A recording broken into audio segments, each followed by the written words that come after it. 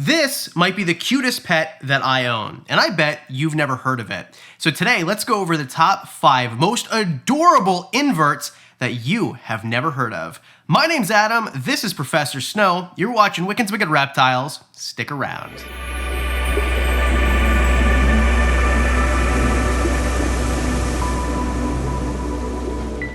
If you told me not too long ago that bugs can't be cute, I would not have argued with you, but now I disagree. This here is a sky puppy, and if you're thinking, wow, this guy just ripped off Reptiliadis' video, that's exactly what I did. So Diane will appear in a little bit, because we're kind of gonna have a little collab here, and this is gonna come in at number 5. Oh, and if you didn't know, by the way, inverts mean invertebrate, so they don't have backbones, like insects and arthropods, and anyway, we'll get more into it.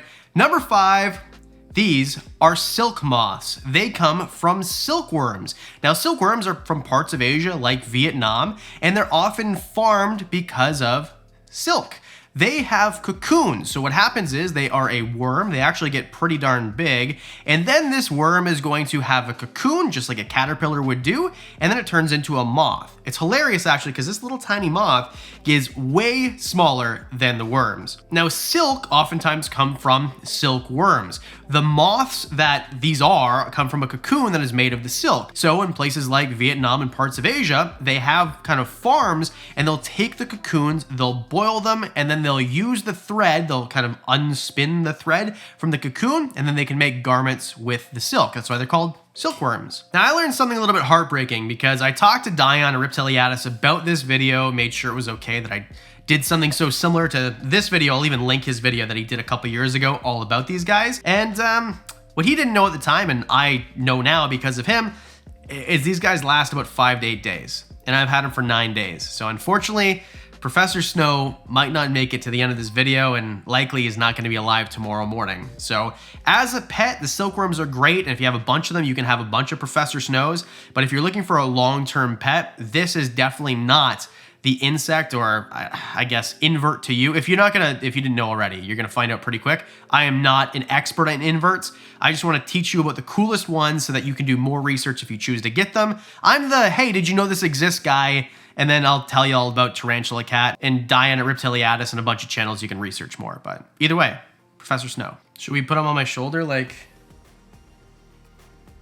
There we go. It's just like Diamond now. Number 4. Jumping spiders. Now, this is kind of a weird one because normally if I talk about a species, I talk about a species. And jumping spiders actually have over 6,000 species. They account for 13% of all spiders, which is absolutely amazing. And jumping spiders come in like smaller sizes or like smaller sizes. Am I a Valley girl in 2006?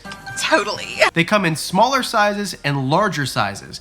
Now, the ones that are great for pets are generally larger sized individuals. Again, do your research on what's available to you, and you can find them basically anywhere in the world. Every inhabited continent, so not Antarctica, but all the rest, have jumping spiders. Even up here in Canada, I find them all the time. I found one in my shower not too long ago and kept it as a pet for a year. And of course, there's really good channels like Reptiliadis who do care videos all about them. So thanks, Diane, so much for helping so much with his video. I appreciate you, buddy. That is the invert guy.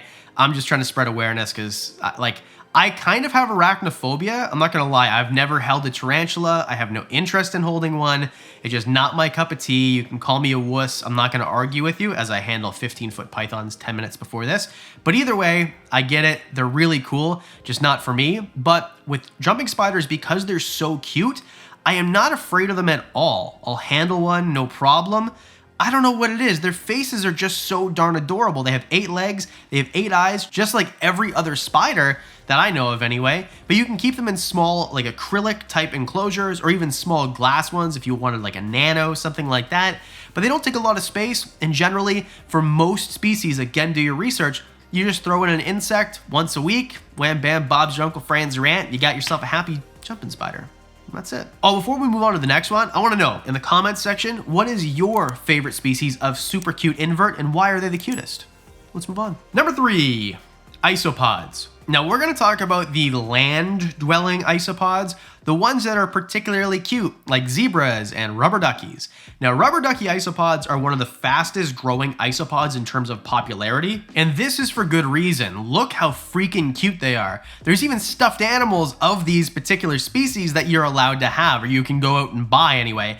And that's just because, well, like, why wouldn't you want one? The price on isopods is definitely climbing, but there's a bunch of different ones too. Now, I have isopods, but I use mine mostly for a cleanup crew. So I have dwarf whites, I also have zebras, I also have dairy cows. Now, the dairy cows are a little bit bigger, kind of cute. I have powder oranges, powder blues, and I keep them basically to clean up the poop in my enclosures for the rest of my animals, which is what they're really good at. Now, you can have them in small little bioactive enclosures if you want, just as pets. And these animals, because they are technically crustaceans, they're arthropods, they breathe water, sort of. They have a gill-like system. I'm not gonna get too sciencey with it, but they don't have lungs. So they need to remain moist. You need to give them leaf litter to hide under, rocks and logs and things like that.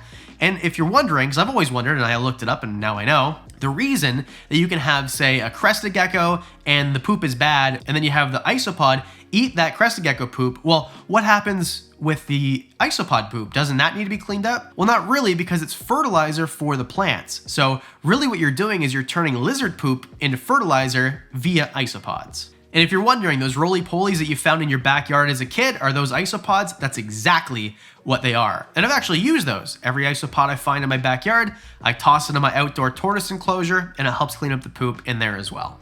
Number 2, mantids. Am I talking about praying mantises? Yes.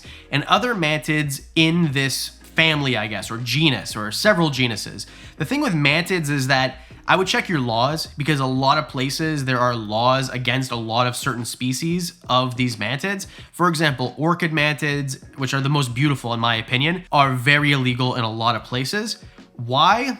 I don't really know, but I think with mantids, they're not the best pets for most people who want to handle their invert, because they're generally pretty aggressive. And although they're not going to be dangerous to humans, or any species that I know of anyway, they're just not the most fun thing to handle. I mean, there are certain, like tarantulas, for example, which are not going to make the list, that you can handle pretty well. They'll tolerate it, and, you know, do your research on how to handle tarantulas. I'm not the guy for that. How many times did I say do your research in this video? I wonder. But mantids in general aren't going to be that kind of handling, and they're going to try to attack you, although they're not going to be able to hurt you. Some mantids are smaller, some are bigger. You can sometimes keep them in deli cups, like that's how small that they are. And oftentimes there's certain species that are going to be able to change color. They're going to have translucent bodies. There's a whole bunch of different ones. I didn't really want to narrow it down because I think that there's a mantid for everybody who wants to keep a mantid, and I wanted to leave it broad and open. So there you go. Now you know they exist. You know that they're super cute because look at them, and that's it. Let's move on to number 1. Number 1, velvet spiders. Now, velvet spider is even a cute name. And if you're wondering, well, velvet spiders, is it because they're velvety? Yes, they actually are. Like, most spiders have hair on them. So when you pet a spider, you can feel it. Sometimes they're coarser, but velvet spiders have a velvety type hair on them. It's interesting because they look like a spider. They have 8 legs, they have 8 eyes, but in parts of Europe where they're from, because they're mostly old world. So mostly old world with a little section of Brazil that has them too. Don't know how that happened. But in parts of the UK or the EU in general, they call them ladybird spiders.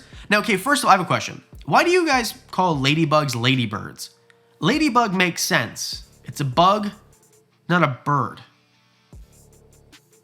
Isn't it? Now they're gonna move a little bit slower, and they're not as small as a jumping spider. Sometimes they can get up to 18 millimeters, certain species. Again, there's many different species, 130 species. The thing with spiders and a lot of inverts is there's like hundreds of species, which is crazy because if you talk about, I don't know, like a bearded dragon, there's like 6 or 7 species, but with a lot of inverts, like jumping spiders, there's 6,000 species. So I don't know. Inverts are really cool. It's not really my thing. This isn't gonna become, I'm not gonna be a spider tuber or anything like that. I think that they're great pets for people who might be getting into spiders. They don't want a jumping spider because they are pretty quick jumping spiders. They want something a little bit different and something that's not, say, a Goliath bird eater or a red knee or something that might be a little bit more scary to people who aren't really into spiders. So maybe like the gateway drug of spiders, but either way, I think they're cool. I hope that you enjoyed this video. I know it's a little bit of a departure. Should we do more content like this? Do you think that I should maybe go out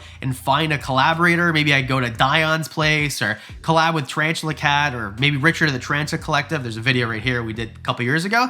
Let me know in the comments section. Please hit like and subscribe while you're down there. I'd really appreciate it. And that's it. I want to say a special thanks to the Patreon supporters. You guys are freaking amazing. I appreciate everything that you do. You guys get extra content, discounts on merch, and so much more. And that's it. Because I do videos on Mondays and Thursdays, that means I'll see you in the next one.